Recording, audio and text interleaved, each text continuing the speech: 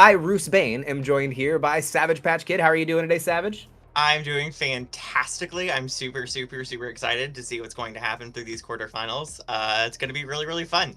Yeah, there has been a lot that has happened so far. I think we're going to get the perspective now from Scarlet VGC, which, of course, we watched the last match with Joe UX9. An absolute nail-biter coming down to a one-on-one matchup in the very end. I don't know if you got a chance to check out any of the match. I did get to see some of that match. What did you think? Um, the fastest King Gambit I have ever seen. Right? Right? That is an absolutely insane training. I'm making a lot of assumptions here, but I'm assuming that the training stat investment that had to be required to pull off that speed win is substantial. So that is a really interesting choice, I think. Right. But I am a little sad because I feel like I'm starting to see less and less Sylveon make it past the quarterfinals, which as a Mon I feel like I've very much bonded with recently between Pokemon Unite and this competitive meta so far. But I am really interested to see what Scarlet is actually going to bring now to this next match, to see things from their perspective. I'm really excited. Right, and we've also seen a lot of interesting terrastalizations in these past couple of matches. Of course, I think most notably was the water typing on Garchomp for Joe UX9, a really defensive typing there, but also the fire typing on the Sylveon we saw a little bit showcased there. Didn't get a really good chance to get the momentum going and showcase it at Spotlight, but what's been the most interesting terrastalization that you've seen so far? I agree. Some very interesting terrestrialization typing options I think we've seen from this competition so far. To the same note as using a fire type Sylveon or a water type Garchomp, I think the most interesting one that I've seen so far has actually been, to my personal taste, a flying type Garganacl, because that's going to eliminate your ground type weakness substantially and also substantially boost your resistance to fighting type moves. And it feels like this is a competitive meta where you always got to be looking out for a fighting type move from someone. So I think that's been definitely one of the more interesting ones I think that I've seen so far. I think actually on Scarlet's team, the Glade, which was a really oppressive force in the last couple of matches that we saw with that fighting type Terra, being able to take its fighting type stab boost and double it even more, especially with that sharpness boost. Sacred Swords coming out of that are just absolutely mean and devastate anything that it can get in contact with. I think another really fun one was the flying type that we saw on Tyranitar in some of the earlier matches casted by Eric and Casual Boy, which was really powerful, especially against opposing Meowscarada, which we've seen a lot of in this meta so far.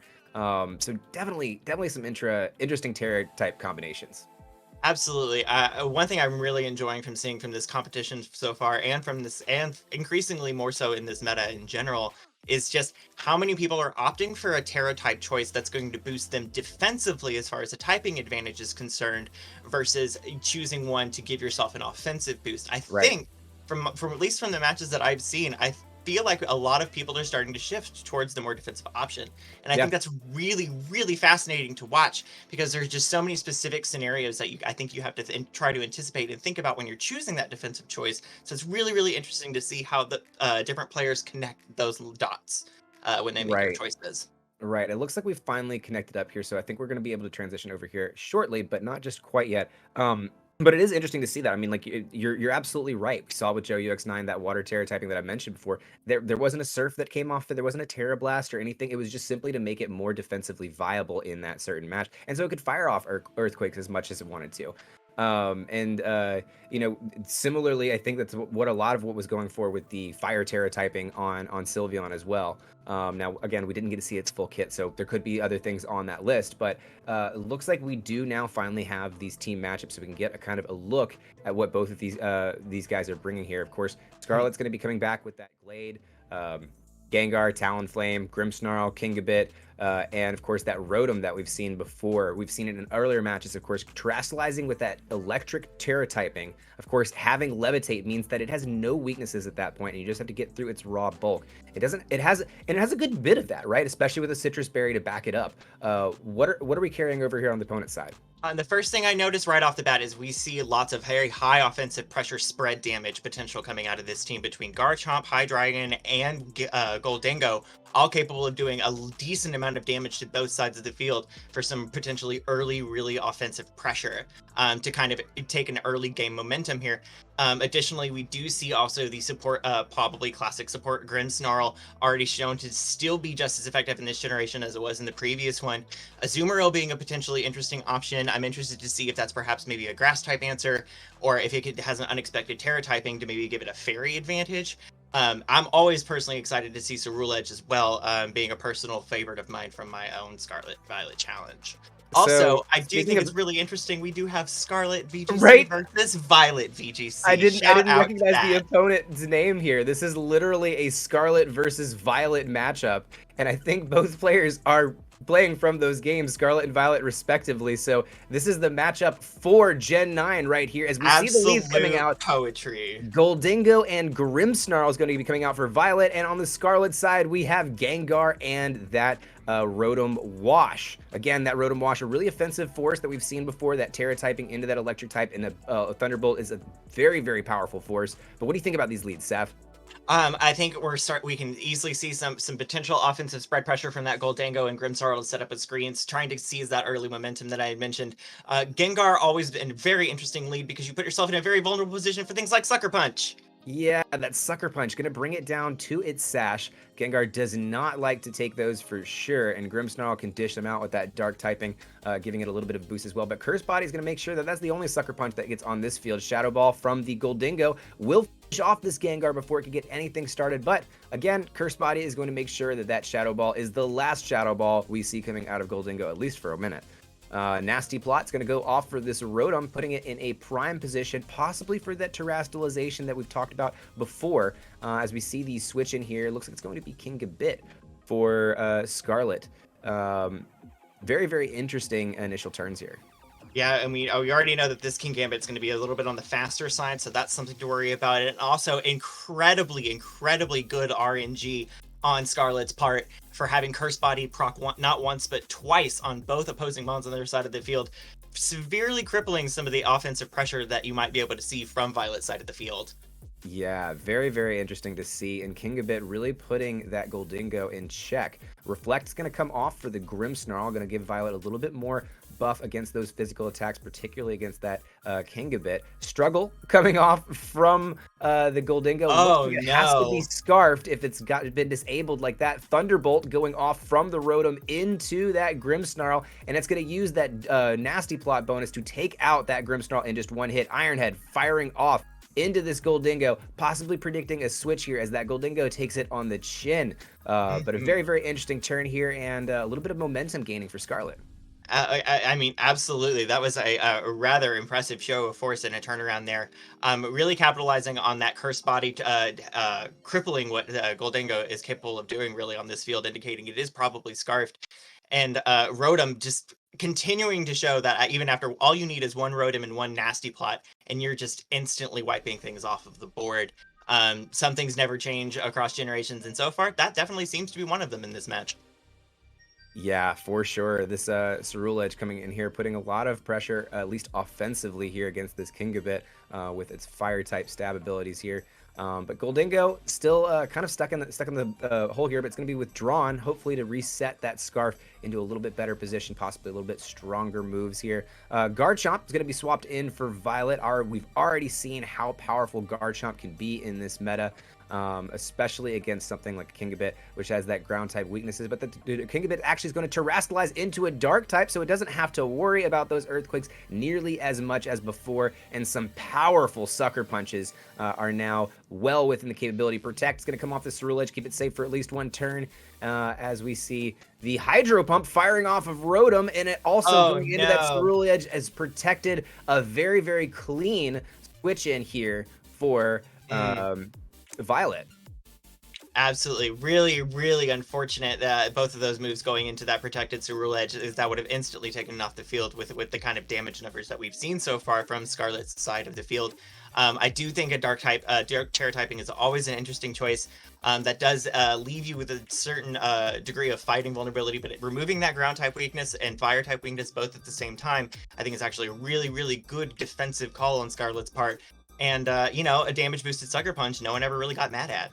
Right, for sure. That's something that definitely, especially Kingabit, is not going to want to complain about. But again, if you guys Garchomp on the other side of the field, people get sent back those Cynthia flashbacks. It's got some pressure. Right, We see the absolutely. Terastallization coming off into this Ceruledge. We've seen a lot of interesting Terastallizations. It's going for the grass typing here, making it immune to powder moves, and that Flash Fire ability really being taken advantage of. We see the Protect coming off of Garchomp. Going to keep it safe for at least one more turn. And the Hydro Pump from Rotom, let's see where it's going into. It's going into Garchomp. Not going to be enough to take it out in this protected scenario here. And we see the Bulk Up firing off for this Ceruledge. Now getting an attack bonus and a defense bonus, able to hang in there just a little bit longer. Kowdo Cleave firing off of this Kingabit. It's got to be going into the Ceruledge, of course, and now no longer super weak to it, but it does immense damage with that dark type Terastallization, able to one-shot this Ceruledge even through the defense buffs. Wow, impressive plays here by Scarlet. Absolutely. I mean, Ceruledge's defense is pretty middle tier, but adding that bulk up defense you think would add a lot to it, in addition to removing your ghost type weakness with that grass type Terra typing choice. But just goes to show with that Terra type boost and with just the overall damage King Gambit is capable of doing at the end of the day, not enough, especially just to add insult to injury. Throwing a critical hit on top of that was really, really unfortunate roll of the dice on Violet's behalf. Absolutely. Now we see Goldingo coming in, able to kind of like switch things up, possibly change that scarf. But no, we're going to see the forfeit right off the right off the bat here. And that means game one is going to go to Scarlet in our Battle of the Colors here. Very, very interesting plays here this past match. And Garchomp really not able to get things rolling from Violet's side, something that has been kind of a problem in these top cuts. We've seen it do really, really well in those early brackets, but really kind of struggle late in the game. Why do you think that is? I think it's because people are assuming a defensive. Whenever people react to Garchomp, I think their first instinct is to begin setting up a defensive situation. And if they start getting that ball rolling too fast, too quickly, they very, very just quickly outpace the numbers that Garchomp is capable of doing. I mean, how many debuffs does it take for Earthquake to really suddenly not be scary anymore? Maybe one. Right. That's an Intimidate. That's an Arcanine. Or just how many, and it's a particularly fragile Pokemon. Like, you have to whenever it hits the field, you have to capitalize on its utility as quickly as possible, be it offensively or getting it off the board. You have to make that decision quickly, otherwise it's never really going to be able to execute what it needs to do. And Right. I think, unfortunately, a lot of it just comes down to luck, and they just weren't in the cards this time around. Yeah, it seems like a lot of players are really kind of seeing that and adapting to it and working their way around it. But it looks like we've got round two starting here in just a second. And we will move on over here. Of course, we see both teams here got the same setup. It's going to be interesting to see what leads are pulled out this time. If it's going to be a thing for Scarlet. You know, there's the philosophy of if it ain't broke, don't fix it. And it definitely worked for Scarlet in this last match. So it'll be interesting to see what's picked here. And it's going to be interesting to see how Violet adapts to that. If you're in that position, what do you do?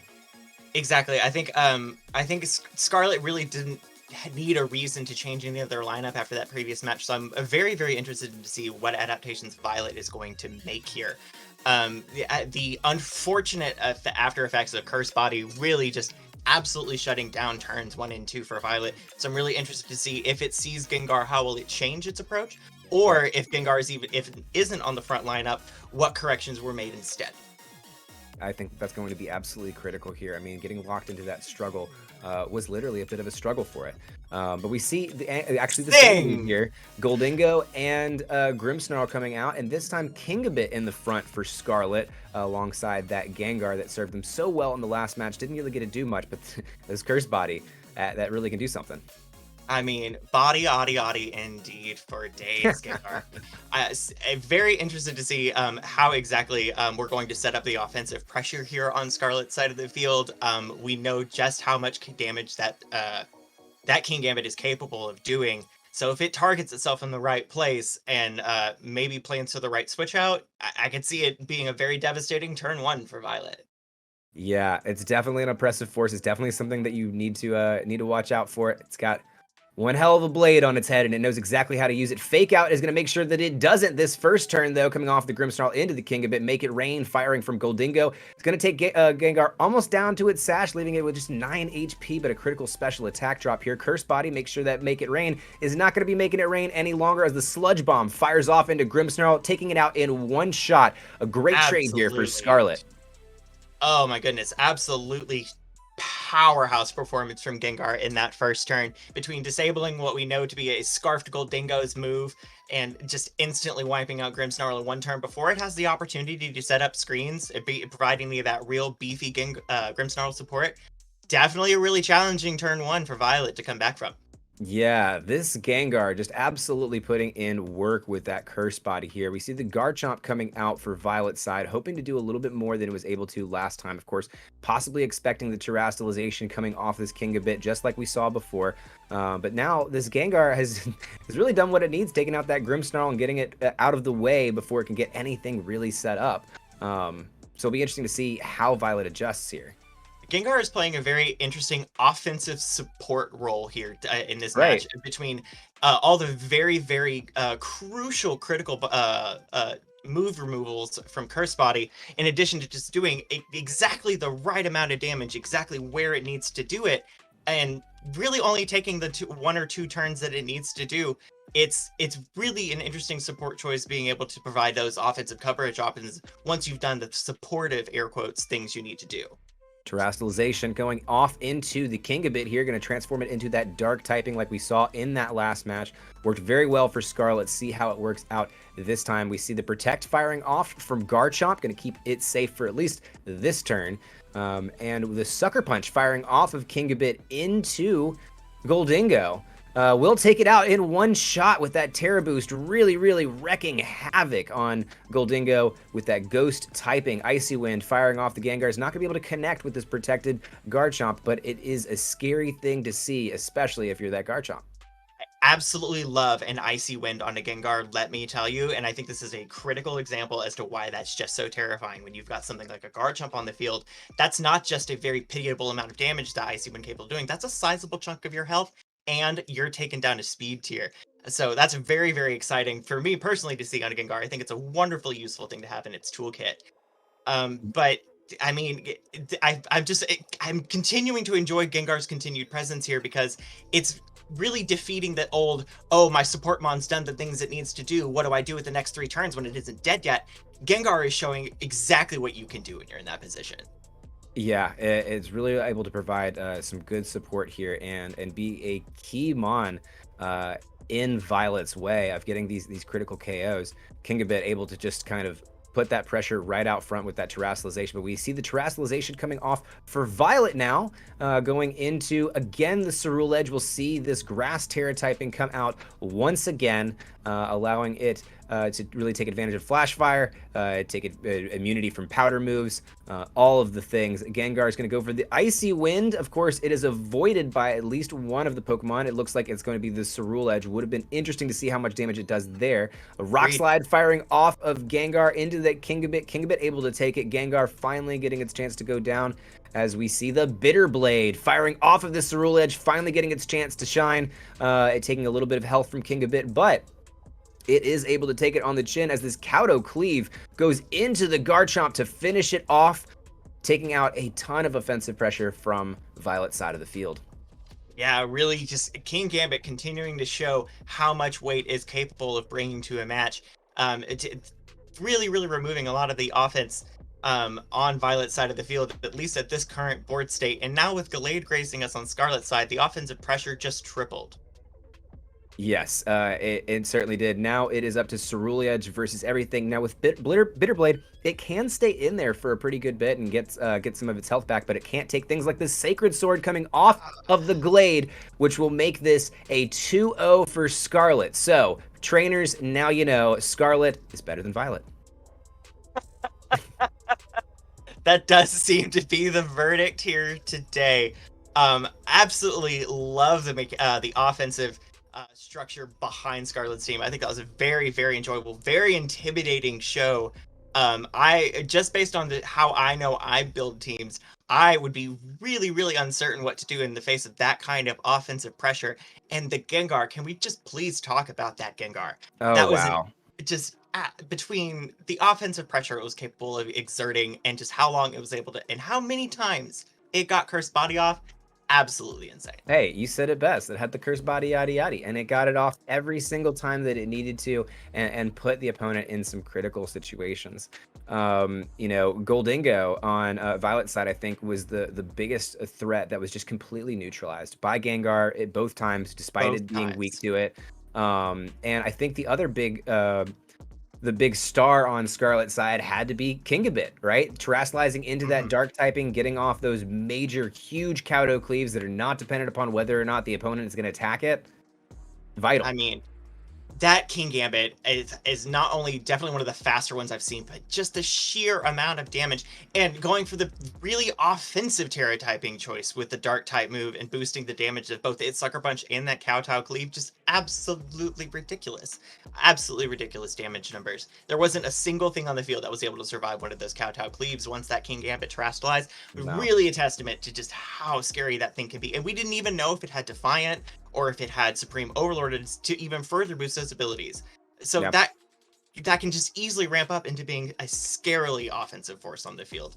It's incredibly scary. I mean, those Cowdo cleaves, Kingabit just bowing its head and then taking them at the same time. So it was very fun matches to see. And congrats to Scarlet progressing on to the next round. Up next, we will have our quarterfinals.